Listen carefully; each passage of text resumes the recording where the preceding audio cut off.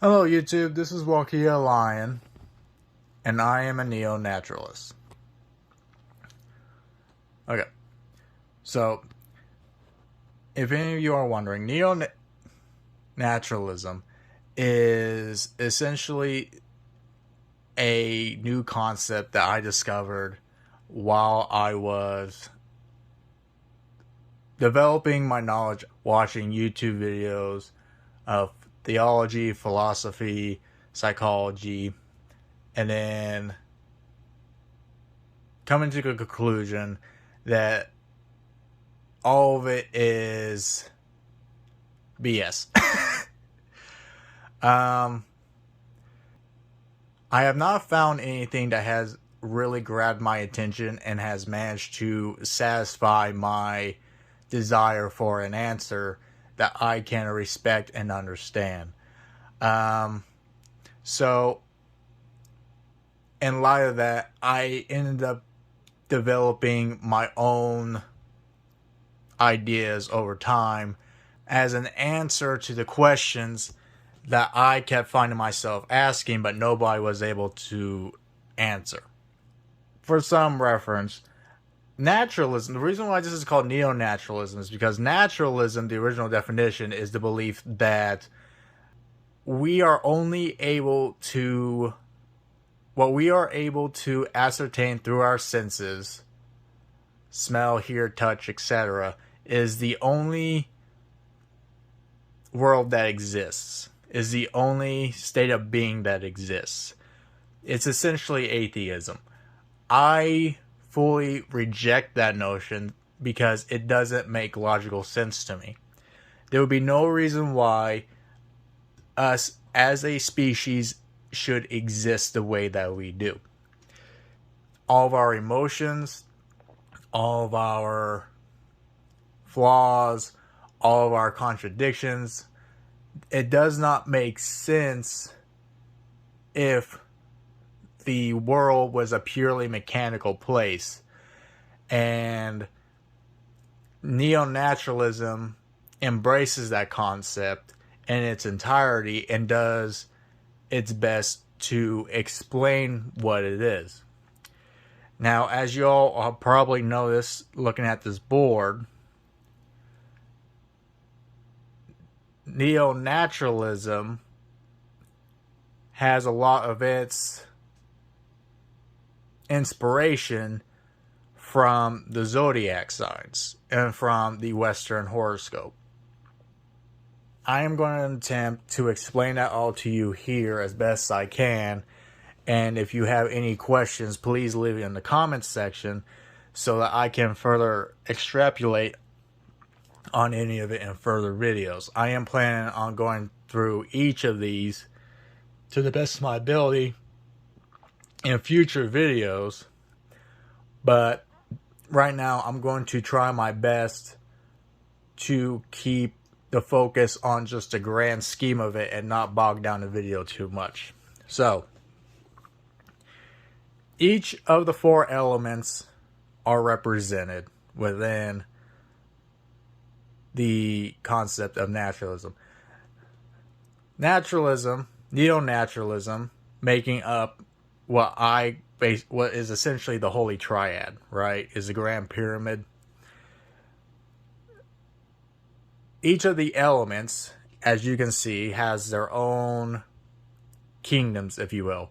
Each one having its own separate zodiac signs, its own elementals, if you will, representing the element within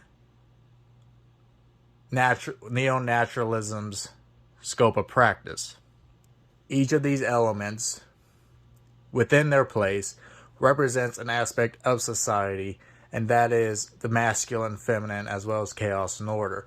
The box represents masculinity, and its hollowness represents chaos.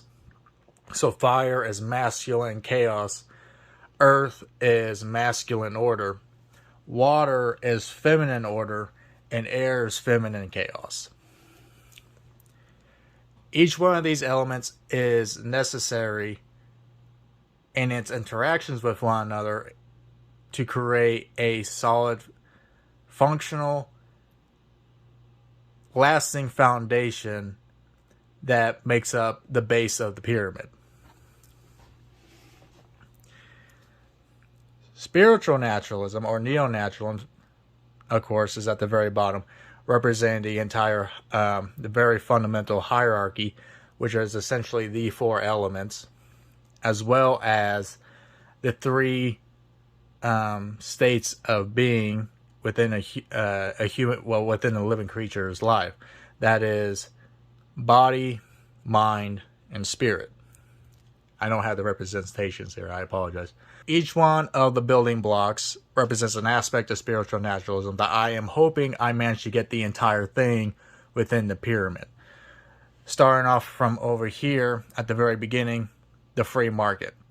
Now, as you all can see, it's a structural concept that in order for neo-naturalism to exist, absolutely requires a free market to be tailored into it. The reason why being is that the 4 elements in their natural state of beings, as that involving their masculine, feminine, as well as chaotic and orderly natures, they are able to interact with each other fully, completely, and unhindered in the free market. The elemental order is the belief that, as I've been explaining, each element represents an aspect of our society that it naturally coincides with and builds upon to create its perfect home, its perfect kingdom, its natural place within society. Fire represents the military. It represents progress. It represents passion. It represents those key aspects that make up the military as it should be. It's aggressive. It is destructive, but in its destruction, it creates the foundation for new life. Earth represents economics. Its stability, its growth, it is orderliness. It is the foundations upon which a society is built at its very core. The economy, as a culture, cannot function correctly unless it has a strong, functional, orderly economy to burden the weight of all the other elements as they exist.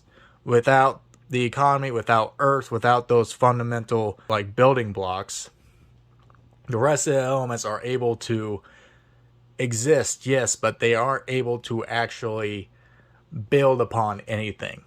This is the foundation for all of it, and this is what bears the weight. Water represents the compassion of society. It represents the spiritual in a lot of ways, and it represents healing. This is the humanitarian aspect of society in many ways.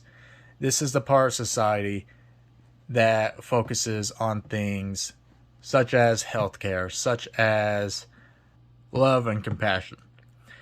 That is what water represents. It represents the purpose of the stability in a lot of ways. It gives life to the orderliness that the earth represents. It gives it a purpose outside of just existence. Air represents the law. It represents the word. It represents communication and intellect on its most fundamental level. The desire for knowledge, the creation of knowledge, the invention of.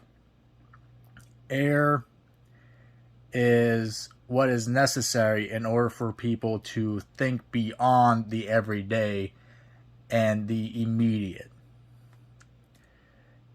It's our education, it's our laws, it's the language that we speak. That's what each of the natural elements represent at the base of the pyramid. The zodiacal purpose, the zodiac's purpose, is to take the concept of each of the elements and distill it into a way that it can actually function on an everyday basis.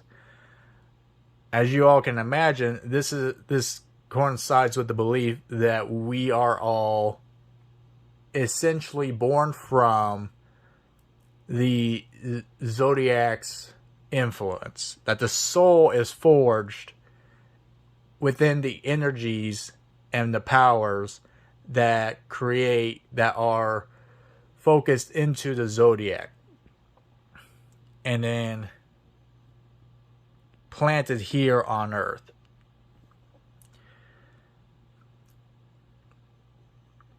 The natural gods, with that being said, are not what we believe them to be, what we imagine them to be, what we have used them to try and explain what the natural world is. In neo-naturalism's belief, the natural gods are literal deities that we can actually see and feel. The natural gods are essentially the celestial bodies that surround Earth and give the zodiac its character, its personality. They give us the spiritual gene pool necessary in order to create us during our births through the zodiac signs. Each god, of course, representing a different aspect of the human condition.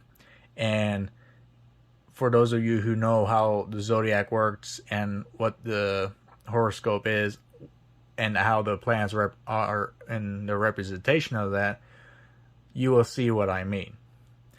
This all coincides with, of course, free will. Free will represents how we interact with the natural world and how, most importantly, we are able to both improve upon and then respect these laws, but also end up rejecting them and then causing chaos. Is not the right word. It's corruption. Free will is our ability to corrupt, to take what we have been instilled with and then go in whatever direction we might want to go, regardless of whether it's healthy for us or not. That being said, our journey is essentially the process of going from birth to death, and how we choose to live our life as we go through it. Through neo-naturalism's eyes, the belief is that the more aligned you are to the elements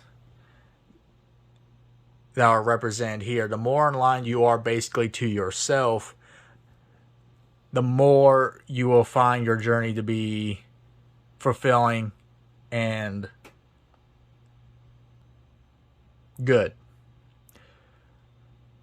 It may not necessarily mean that your journey is going to be pleasant. It may not necessarily mean that your journey is going to be without struggles.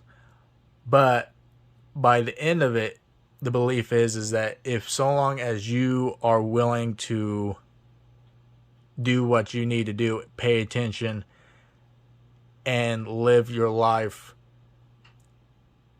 as is in your nature, and accept your nature as you continue on your journey, you will find purpose, you will find peace, and you will find acceptance by the end of it. The divine children is the belief that because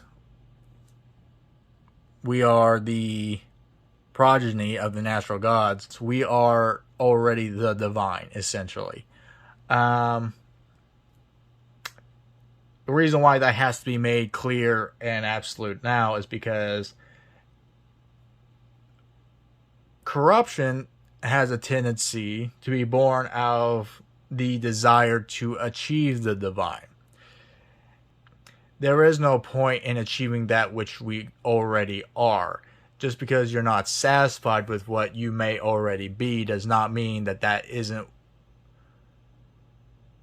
does not mean that you shouldn't accept what you are, especially when you have already are what you seek.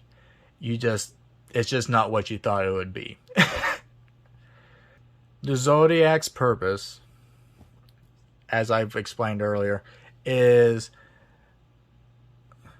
each of the individual signs' purpose within their given kingdoms.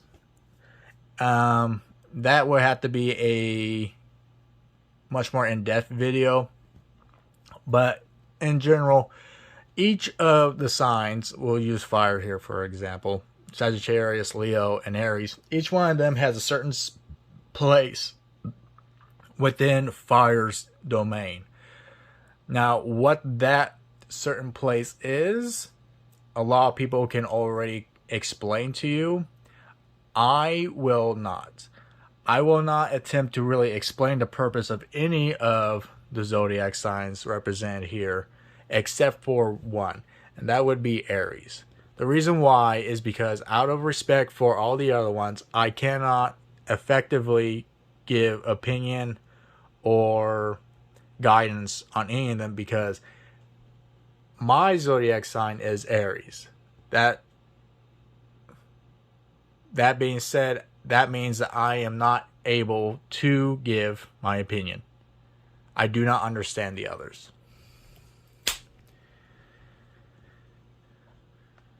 I do not understand the others, and I will not pretend to understand them.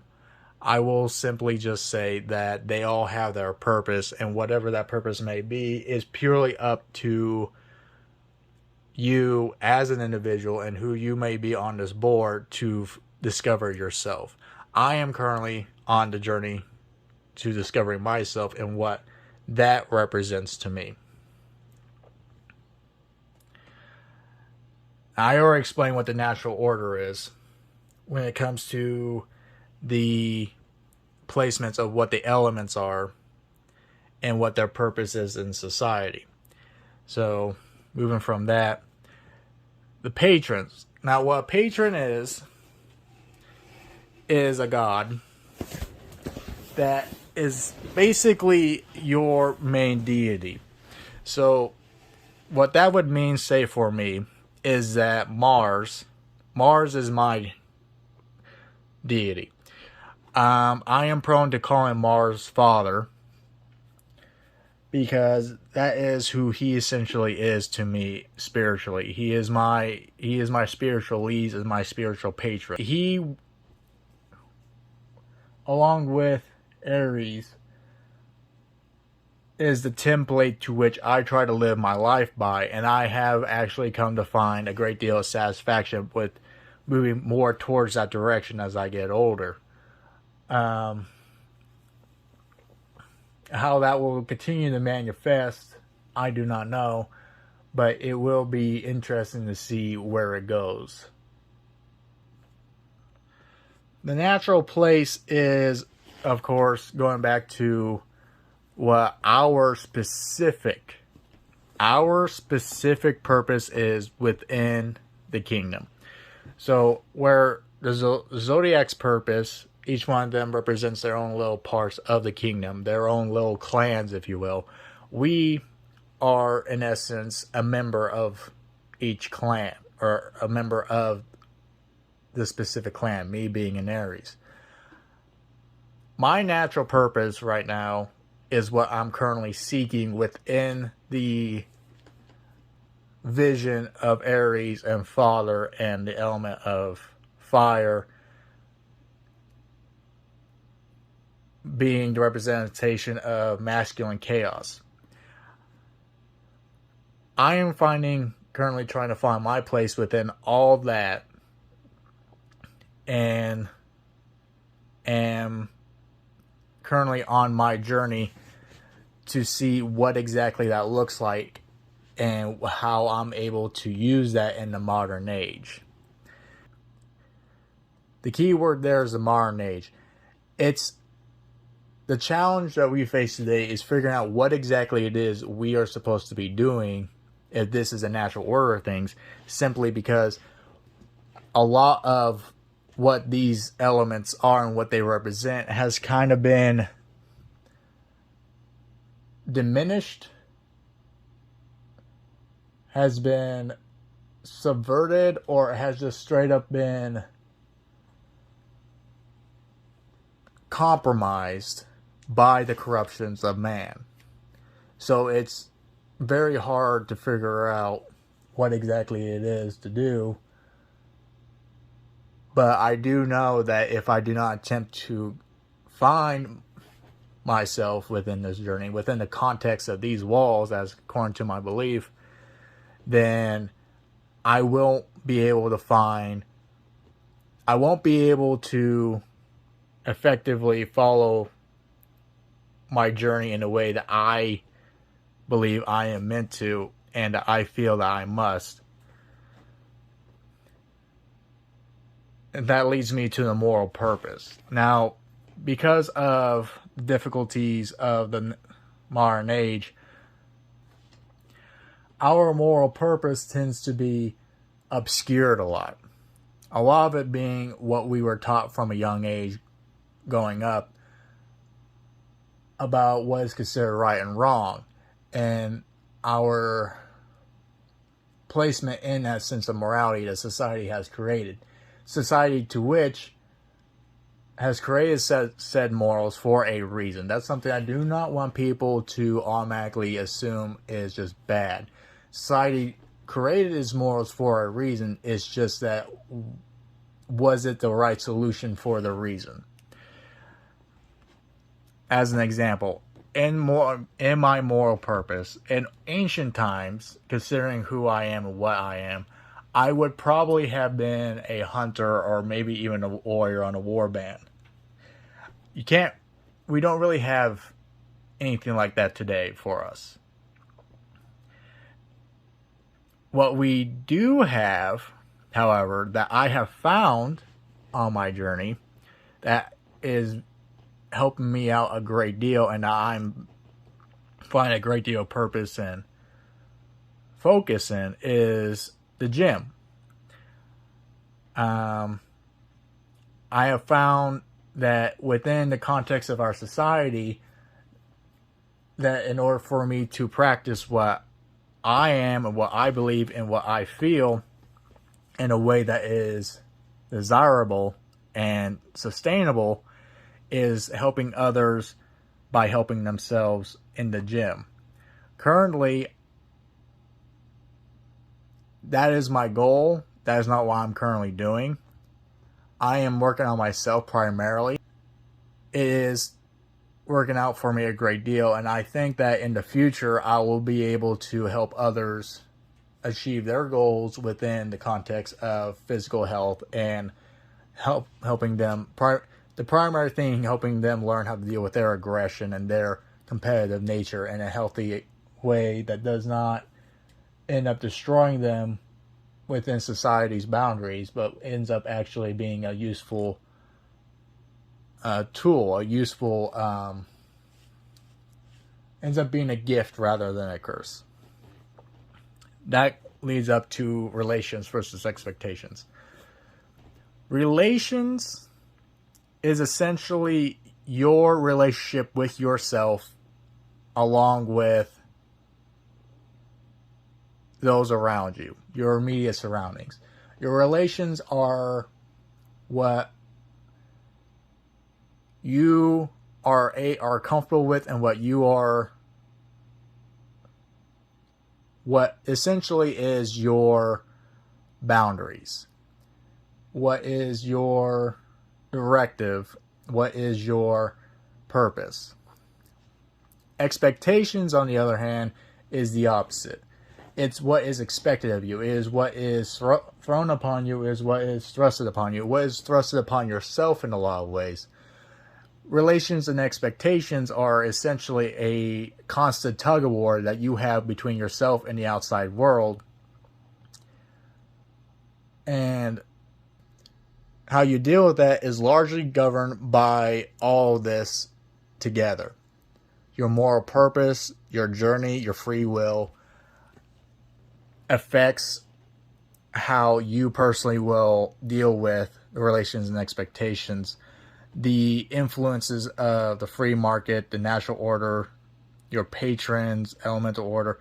All this together is put into your ability to fight this constant tug of war between relations and expectations, and your ability to cope and to transcend into what is essentially the final destination.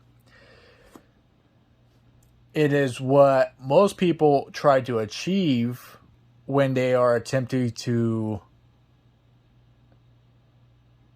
subvert and claim the divine, right? But most of them end up failing, even the ones who are up in great echelons of power and influence end up failing, because at the very top, they end up failing the battle that they have to win, which is essentially the battle of self. Here is where every person wants to be. This is where the immature become the mature. The top of the pyramid represents your fulfillment. It represents your life's journey at its completion. It's essentially what most people would call the Buddha, right? It is the tranquility that you finally achieve once you have achieved that point in your life.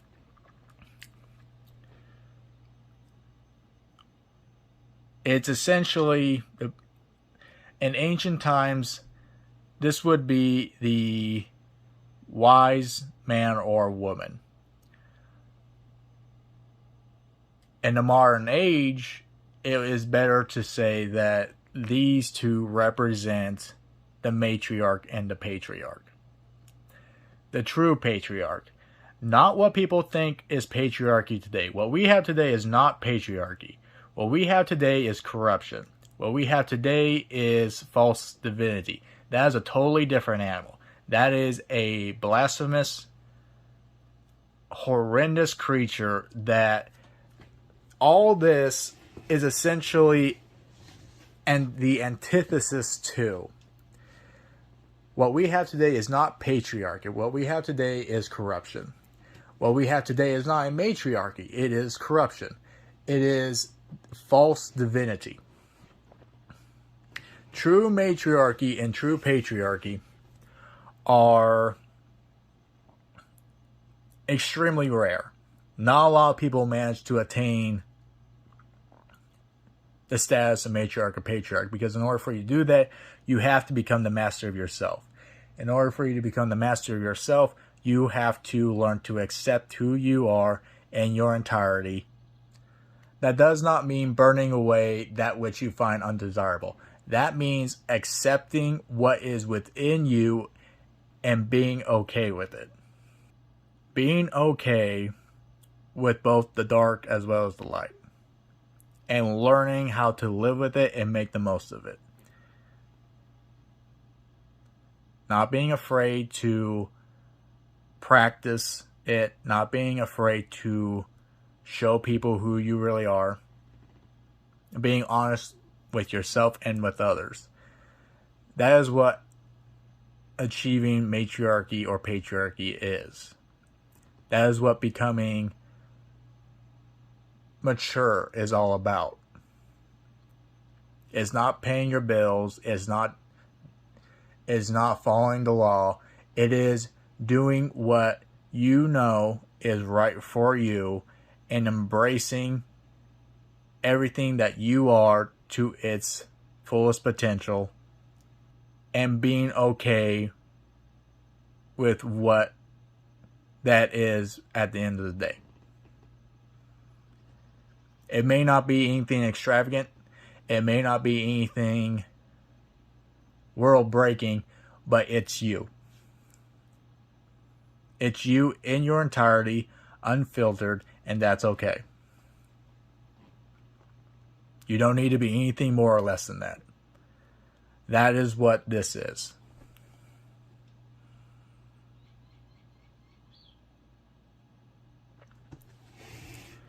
So,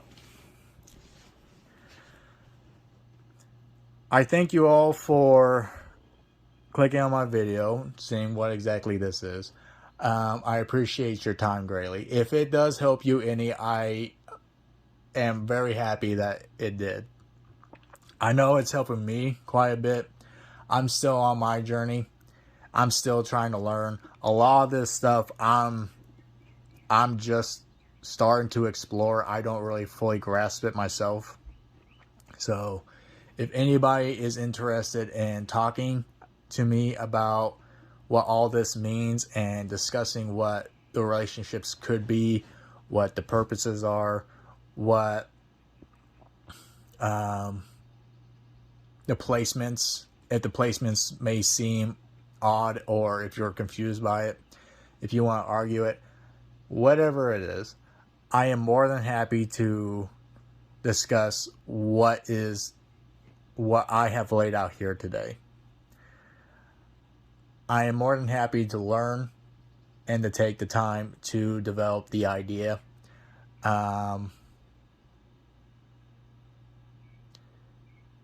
So don't be shy to leave a comment down below, however your opinion may come out.